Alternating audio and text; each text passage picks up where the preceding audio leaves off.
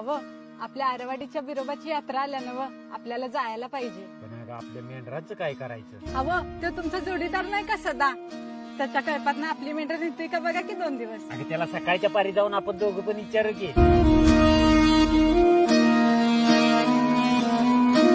अरे दिस जोडा आलायस. होय एक काम होतं.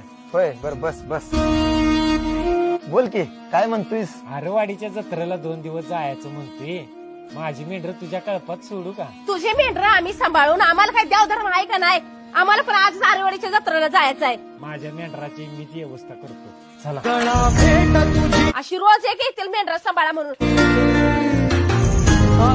माझं जत्रेला जायचं राहायच झालं या. मी हाय तुझ्या मेंढराकडे, तुझा जत्रेला.